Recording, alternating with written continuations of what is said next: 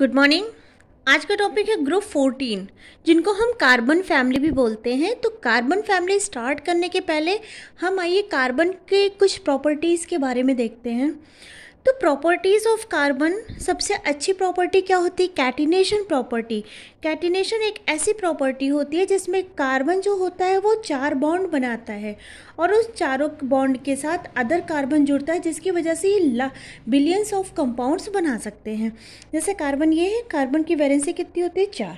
तो ये जो प्रॉपर्टी होती है, इससे एक कार्बन और जुड़ गया, एक कार्बन और जुड़ गया, तो इस प्रॉपर्टी को हम क्या बोलते हैं? कैटिनेशन प्रॉपर्टी, या फिर इसको हम सेल्फ लिंकेज प्रॉपर्टी भी बोलेंगे।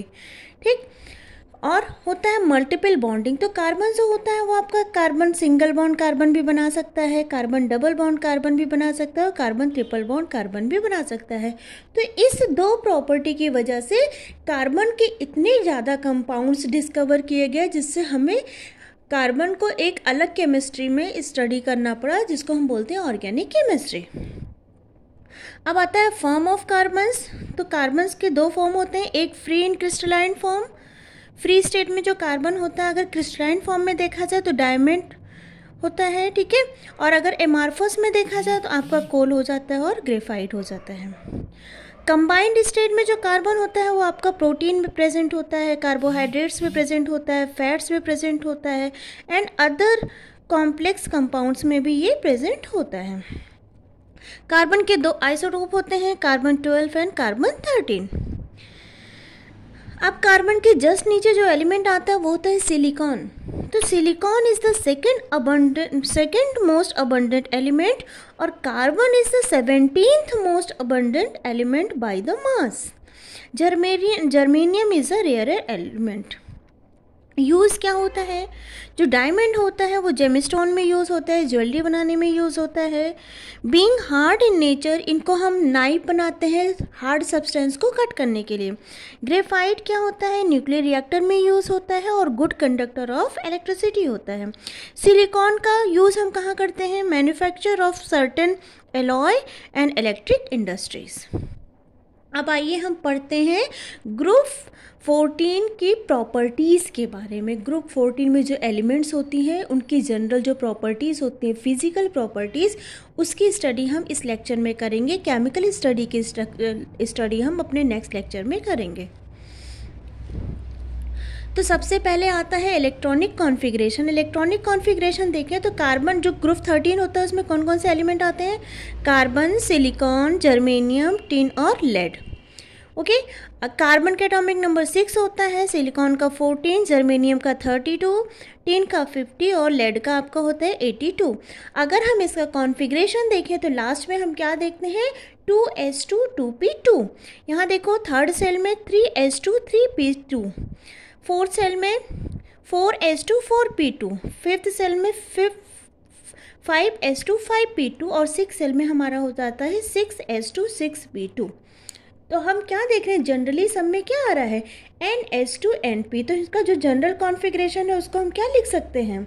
हम लिख सकते हैं ns2 np2। ये इसका जनरल इलेक्ट्रॉनिक कॉन्फ़िगरेशन हो गया। अब बात करते हैं एटॉमिक रेडियाई की। तो एटॉमिक रेडियाई हमने जनरली क्या पढ़ा है? लेफ्ट टू राइट जाने पे एटॉमिक साइज क्या होता है हमारा? डिक्रीज होता है due to increases effective nuclear charge. लेकिन जब हम अप टू डाउन जाते हैं तो हमारा जो एटॉमिक रेडियाई होता है वो इंक्रीज होता है। क्यों? क्योंकि हमारा वो नंबर ऑफ सेल उसमें क्या हो जाते हैं? इंक्रीज होते जाते हैं। तो अगर हम देखें एटॉमिक रेडियाई की बात करें तो कार्बन से सिलिकॉन पे जाने पे जो एटॉमिक रेडियाई का डिफरेंस आ रहा है वो बहुत ही लार्ज इंक्रीज हो जाता है। लेकिन उसके बाद जर्मेनियम से लेड पे जाने पर ये स्मॉल इंक्रीजेस होता है। स्मॉल इंक्रीज है क्योंकि ये 118 है, ये 122 है, फिर ये 140 है, ये 146 है। ऐसा क्यों होता है? Shielding effect of D10 in germanium electron and tin. ठीक है, जर्मेनियम और टिन में क्या हो जाता है? आपका डी इलेक्ट्रॉन्स आ जाते हैं, जिसकी वजह से क्या होता है? शील्डिंग इफेक्ट पुअर हो जाता है। And D10F14 in lead is less. ठीक है, क्या होता है इसमें लेस होता है, स्क्रीनिंग इफेक्ट क्या होता है इसमें लेस हो जाता है, जिसकी वजह से इसमें जो इनके चेंज मतलब जो बहुत ज़्यादा लार्ज अमाउंट में इनका साइज़ इंक्रीज़ होना चाहिए था वो इंक्रीज़ ना हो करके थोड़ा स्मॉल ही इंक्रीज़ होता है। यहाँ से यहाँ पे साइज़ अचानक से बढ़ता है, लेकिन यहाँ पे उतना ज़्यादा बड़ा नहीं होता जितना बड़ा होना चाहिए। क्यों? क्योंकि poor shielding of d and F orbitals या इलेक्ट्रॉन्स। फिर आता है यहाँ आपका आयनाइजेशन एनर्जी। आयनाइजेशन एनर्जी का जो ऑर्डर होता है वो डिपेंड करता है आपका साइज पे, ठीक है। तो अब यहाँ पे देखो आयनाइजेशन एनर्जी क्या हो रहा है, decreases due to slower increases in atomic radii. तो जैसे जैसे हमारा साइज क्या हो रहेगा, बड़ा होता जाएगा, आयनाइजेशन एनर्जी हमारी क्या हो जाती है, घटती जाती है, क्योंकि ionisation energy inversely proportional to size होती है। लेकिन smaller decreases due to slower increases in atomic radii, ठीक। और ऐसा यहाँ पे देखो यहाँ पे 1086 था, यहाँ पे 786 है, यहाँ पे 760 है, ठीक है। तो हमारा एटॉमिक रेट वो आयनाइजेशन एनर्जी धीरे धीरे क्या हो रही है, डिक्रीज हो रही है, क्योंकि साइज़ क्या होता है, इंक्रीज होता है। लेकिन यहाँ पे देखिए साइज़ इसमें और इसमें, यहाँ पे साइज़ थोड़ा सा घट जाता है और यहाँ पे साइज़ क्या होता है, थोड़ा सा बढ़ जाता है। ऐसा क्यों होता है, increases due to poor shielding of d and f orbital, जैसा कि हमने आपको बोरॉन फैमिली में ये चीज़ को अच्छे से एक्सप्लेन किया हुआ है। अब आते हैं देखते हैं इलेक्ट्रोनेगेटिविटी। तो इलेक्ट्रोनेगेटिविटी में देखा जाए तो कार्बन जो होता है वो मोस्ट इलेक्ट्रोनेगेटिव एटम होता है। उसके बाद सिलिकॉन, जर्मेनियम, टिन और लेड, नियरली इनका जो इलेक्ट्रोनेगेटिविटी का ऑर्डर होता है वो सेम होता है। This is due to filling of d orbital in germanium and tin and f orbital in lead. Oxidation state देखा जाए तो जो कार्बन होते हैं, कार्बन फैमिली के जितने भी मेंबर होते हैं वो सभी +4 ऑक्सीडेशन स्टेट शो करते हैं। लेकिन जो आपका सिलिकॉन से लेकर लेड तक के जो एलिमेंट होते हैं वो +2 ऑक्सीडेशन स्टेट भी शो करते हैं due to inert pair effect. Carbon हमारा +2 ऑक्सीडेशन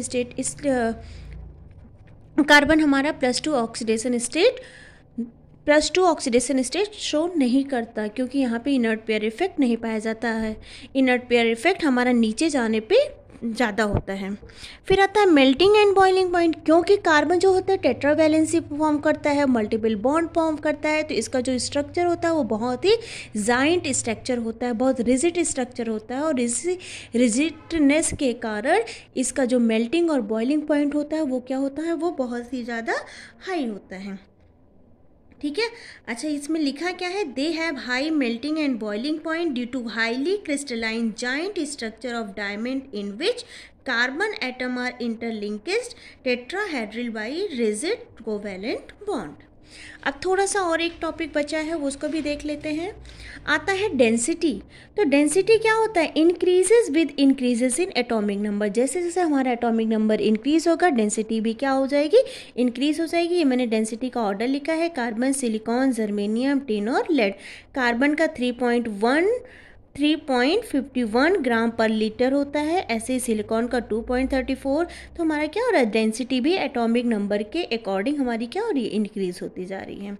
मैक्सिमम कोवैलेंसी की बात करें तो जो हमारा कार्बन होता है उसकी मैक्सिमम कोवैलेंसी 4 ही हो सकती है, क्योंकि उसमें एक्स्ट्रा डी ऑर्बिटल्स नहीं होते हैं। लेकिन कार्बन के नीचे सिलिकॉन हो गया, लेड हो गया, जर्मेनियम हो गया, टिन हो गया, क्योंकि इनके पास वैकेंट डी ऑर्बिटल होते हैं तो ये +6 ऑक्सीडेशन +6 कोवैलेंसी भी शो कर सकते हैं। इसको हम जैसे एग्जाम्पल से आपको समझा देते हैं। जैसे आपका ये कार्बन है, कॉन्फ़िगरेशन लिखे तो क्या हो जाएगा, 1s2 2s2 2p2, ठीक। ये आपका 2s का ऑर्बिटल हो गया, ये आपका 2p का हो गया। अब हम क्या करेंगे, एक्साइटेड स्टेट में ले जाएंगे। तो जब एक्साइटेड स्टेट में ले जाएंगे तो आपका ये 1 हो जाएगा और ये आपका क्या हो जाएगा, अनपेयर्ड 3 ऑर्बिटल्स हो जाएंगे। तो ये मैक्सिमम 4 ही बॉन्ड बना सकता है, इसलिए ये मैक्सिमम 4 कोवैलेंसी शो करता है। लेकिन अगर हम सिलिकॉन की बात करें 14 का, ये क्या हो जाएगा, 1s2 2s2 2p6, कितना हो गया, 1 सेकेंड, 2p6 3s2 3p6 और 3d0, ठीक है। तो यहाँ पे अगर हम लास्ट वाला देखें कॉन्फ़िगरेशन, तो ये क्या हो जाएगा, ये 3 का ऑर्बिटल हो गया, ये p का ऑर्बिटल हो गया और ये आपका d का हो गया, जो कि क्या है, वैकेंट है। 1 2 3 4 5, ठीक है। ये s का हो गया, s में 2 इलेक्ट्रॉन है, सॉरी p में कितने इलेक्ट्रॉन थे, 2, यहाँ पे 2 इलेक्ट्रॉन है। तो यहाँ पे जब हम एक्साइटेड स्टेट में लाएंगे तो ये यहाँ पे चला जाएगा, तो ये हमारा क्या हो जाएगा, ठीक। तो ये हमारा +4 सिलिकॉन +4 कोवैलेंसी भी शो करता है, और यहाँ पे हम 2 इलेक्ट्रॉन और देकर इसको +6 कोवैलेंसी भी यहाँ पे हम देख सकते हैं। तो इनकी मैक्सिमम कोवैलेंसी कार्बन की मैक्सिमम 4 होगी due to absence of d orbital. बाकी अदर जो फैमिली मेम्बर होते हैं उनकी कोवैलेंसी कितनी होती है, 6 होती है। तो आई होप आपको ये सारी चीज़ें समझ में आई होंगी। Thank you.